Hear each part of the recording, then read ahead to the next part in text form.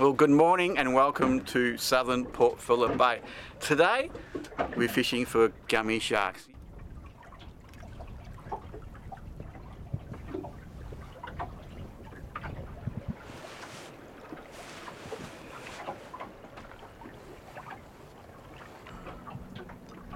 Hey, you're filming me yawning.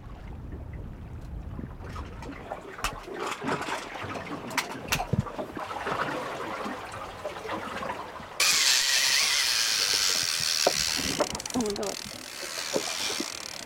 So you're going to have to walk up to it, mate. Yeah. Clear the deck to that right. Lift and wind, darling. Lift, keep it tight. That's it. Definitely gummy, mate. Maybe you just put it in line for a while. That's right, there's not a lot out. Keep winding. Still got wind, tension on it. wind, wind.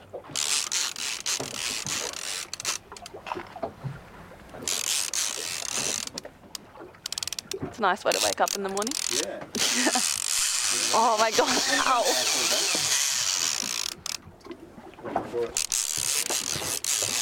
Well, Shae, we're sorry to awaken you from your little sleep there in the cabin, mate. Such a good sleep. This is such a good reason to wake But up. is that the best sound to wake up to, that Yeah. zinging reel, or what? Yeah. Now, what do you think we've got on the end of the line here? I'm hoping it's a gummy. A Mustelus antarcticus? Storm. Or the specific name for, or the scientific name for, gummy shark? Well, this is what we've been waiting for, Shae. Now we've had that typical kind of first run, and then it stopped and it's gone again now for you. Mm-hmm. It hurts, doesn't it? Gives me Just keep strength. that- I need to start working out, I think. Keep that tension. So if it's not pulling line, you're pulling line. Yeah. Right, it's definitely pulling line. That's the way. So pump and wind it, that's it. Got one.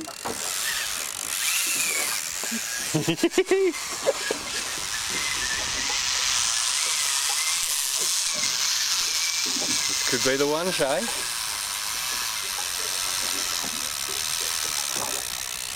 All that hard work. It's just gone. Yeah. That's the beauty of fishing though. It's not easy. They definitely don't make it easy for us. That's it, pump and wind, down. Bring it up, down again. Now you've got to the point where that's probably coming back towards the boat, so you want to keep going as quick as possible. Like this? Yep. If you don't need to pump and wind, you can just wind straight up.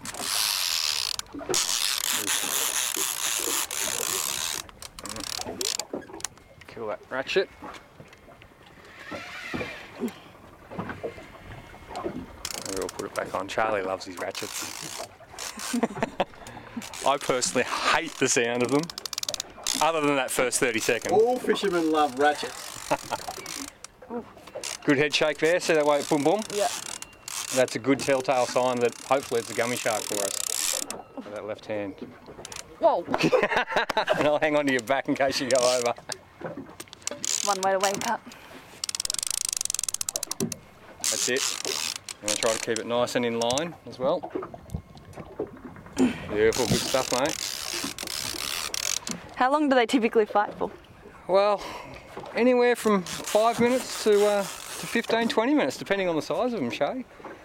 By the looks of this one and the runs we've had, I'd say this is a half decent fish. So we could be up to the 15, 20 minutes for you. You ready for that? I don't know. Very happy at me, I don't think. I'm very impressed with your footwear today, Shae, too. Oh, they're not even mine. But my feet are warm, so I'm You've happy. got the toasty feet, don't you? Yeah. Look, and I must say, Shae, that I'm guilty of wearing my fluffy slippers on the boat every now and then. Where are yours today? Well, it wasn't an early morning start. It wasn't quite cold enough for me today, but I guarantee you, in the middle of winter, you'll find me fishing in a pair of Ugg boots. No problem at all. I'll be right there with Getting you. a bit back on him now, Shae. You reckon? Yeah. Doesn't feel like it. But don't be surprised if you lose it all again. That's a bit better now. He's coming back towards the boat. Good stuff.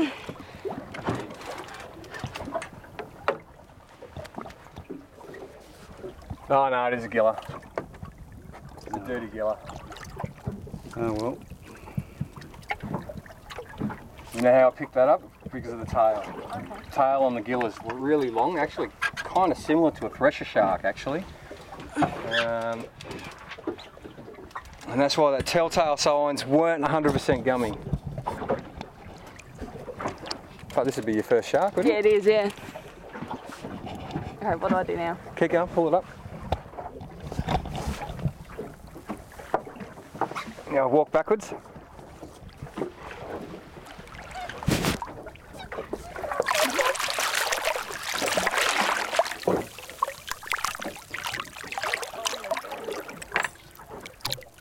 That's your first shark, isn't it, mate? That is my first shark, yep. Not a bad effort there. Well done on the rod. You did really well. Shame it wasn't the gummy we were after. Have to get you in the gym, mate. Yeah, I think so. And some of those weights. But as you can see, they're really good fun to catch, aren't they? Yeah. Doesn't matter whether it's a giller, like obviously we would have loved a gummy shark today, but you know, you get to see something different and you never know what you're going to get on the end of the rod. Very true. So let's get back out, those baits back out in the water, and hopefully we get that gummy.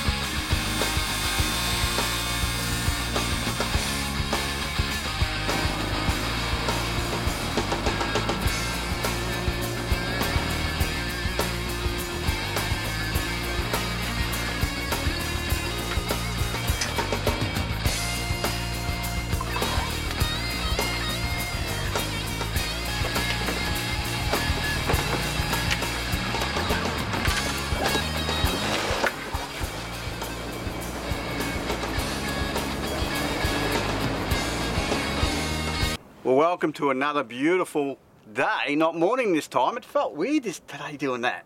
Gentleman's hours, Charlie. 1 o'clock in the afternoon. Look at the conditions we've got. Why would you get out of bed at 5? Well, mate? I've got to say, I am woken up now. I feel pretty good, mate. So what are we going to do today? I reckon we should get in the water, get some scallops and have a little cook up a bit later on.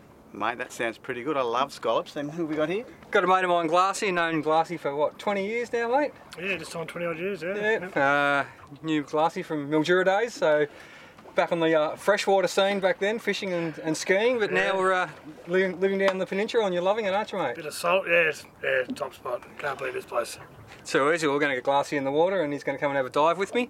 Now, part of the reason I dive with a buddy is purely safety. Also for enjoyment as well, but safety is the big reason here. Yeah. Charlie, as you know, we promote safety on this show because it's imperative that you know what you're doing out there. This style of diving, we're going to have 2 people in the water. You're going to be on the boat, observing the surrounding conditions above the water. What are you going to be looking out for? Well, the main thing is you can see, we'll show you what we're going to use. We're actually going to use the octo pump today. We featured that in a few shows earlier in the series. We didn't really have enough time to talk about it then, Jay, but we're going to feature it in this segment of the show. When you're using a hooker line, I suppose you could say, this is a hooker, you can see the bubbles. That's right. So it's very important to stay right on top of the guys. When I say on top, I don't mean right on top, but basically next to them. That's right. Now, your current factor is a big thing, and also your wind. Always stay upwind with your boat. Yep. Because you don't want to be drifting on top of your dive. It's so important. As you said, safety first, mate. That's right, yeah. And the other thing we're going to do is we're actually going to plan the dive before we get in the water, so we know which way the currents are going, we know where we're going to start, we know where we're going to finish the dive. So theoretically, the boat, the boy, they should all drift together at the same line. That's right. Fortunately, it's a midweek day out here, and no can you hear? What's it? Nah. No jet skis, no boats. Fantastic. No, well, jets are, you know, you got to get it right. Jet skis are okay. There's always a few that spoil it though. You know, they've got to have their fun. Well, it's the same as the boat, as Charlie. That's right. But there's always a few that spoil it. To not have that noise out there today. Absolutely, it's mate. as good as it Absolutely. gets. Now tell us all. You've got some safety things you want to talk about there. What have you got?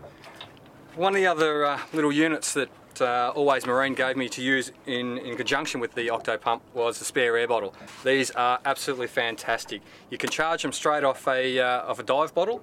They hold approximately 4.5 minutes of air, obviously depending on how quick you suck your air down.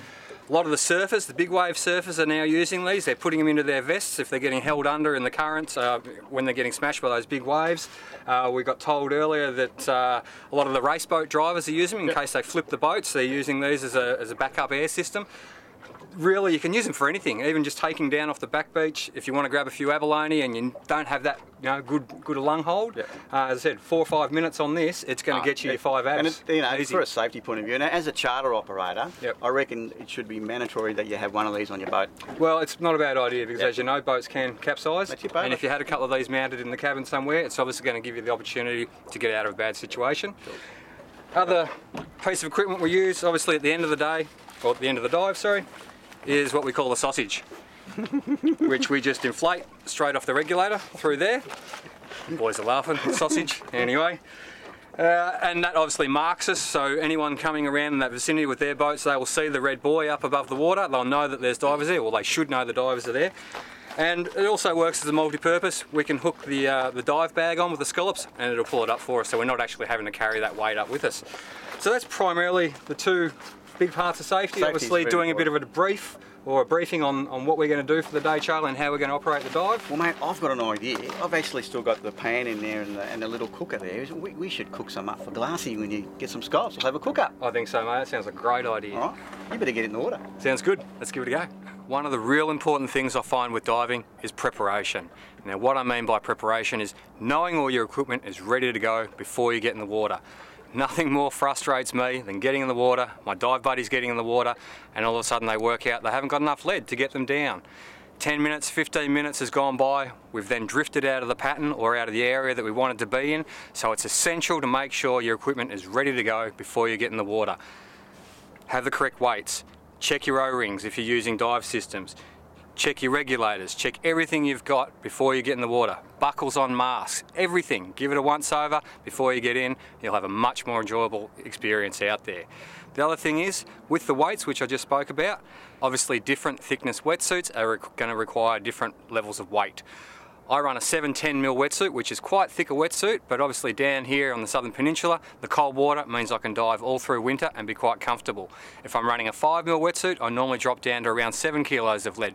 If I'm free diving, 4 to 5 kilos. So check out your leads, check out your weights, check out your buoyancy. You want to have neutral buoyancy. What neutral buoyancy means is if you're working off a regulator, or off a hooker system, or off a bottle, as you breathe in, you will slightly come up through the water column. As you breathe out, you will slightly go down.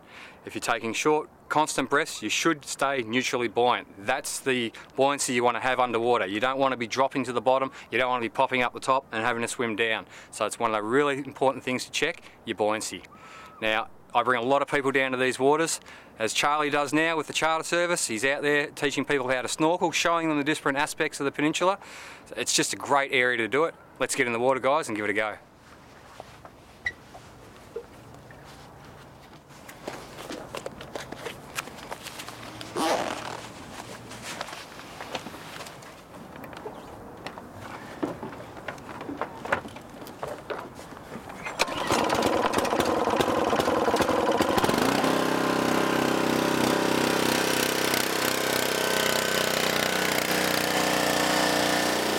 Done all our safety checks. Kevin's in the water, he knows his weight's right. We're ready to go. Luckily we actually did a safety check this morning. I checked the inner tube of the Octo pump and my little dog Jessie decided to have a bit of a chew on it obviously in the last week, so we had to run quickly to the bike shop, grab a patch repair kit, whack a couple of patches on there. Now if we hadn't have checked it, we got out here, we wouldn't be doing what we're doing. So part of preparation is enjoying the day. Let's get in that water.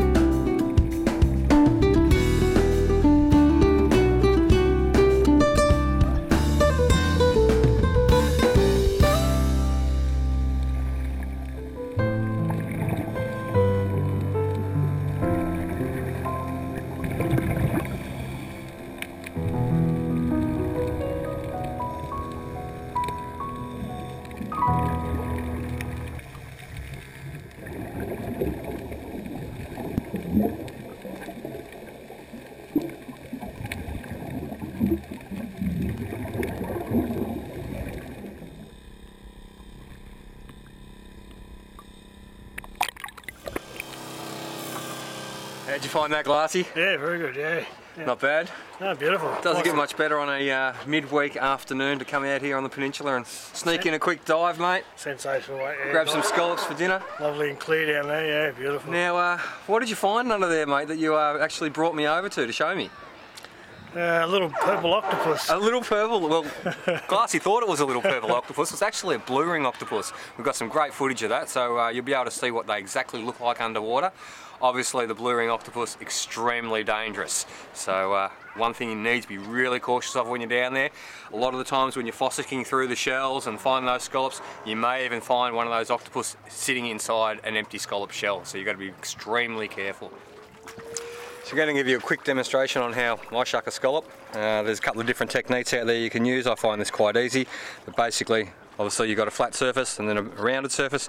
Put the rounded surface in the palm of your hand, the knife at the top, cut through the top of the scallop there, and that's going to open it up. It's going to release the muscle. Then I scrape the gill around it, come in under the pulp or the white piece of meat, grab it, pull it out, and there you have one shuck scallop. Razor clam. Now mate, you got this on the same grounds as the scallops? Yeah, I've actually come across a lot of them this season. It's the first season I've seen them out there. These are mainly known for South Australia. South Australia's known for these fish. Yeah, like I said, mate, I'm not that familiar with them in these waters, but this year we have got quite a few of them, and from what I've been told, they are an amazing whiting bait. Really, really good whiting bait. So that's what we're going to keep that one for. You're not going to eat it? No. Why? Turn into whiting. Why wouldn't you? Come on, keep checking. Sorry, I've got to cook up. I'm hungry. Time to cook these things up, mate. Master Chef McAuliffe, Yeah, eh? don't you worry about it. Let's see how he goes. Sauce. Soy sauce. I'm going to get some of that Tabasco sauce, and then we're just going to have some Tabasco sauce with this. Pretty easy. It's not hard. We've had these scallops sitting in a bit of soy sauce, got a little bit of lemon juice on them and a bit of Tabasco. Just waiting for this pan to get nice and hot. Put them in there. That's it. See those? Look at that. Now mate, we get a bit of this. What is it? Bit of Tabasco. Everybody loves Tabasco, don't they? Well, I do, and I know Joe does. Now, you're telling me something about yourself that I didn't know before. I was saying about the spices. Do you like spices?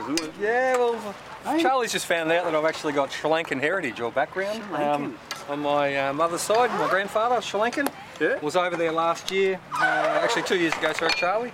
That was just before I went to Kuala Lumpur on the Malaysia. Yep.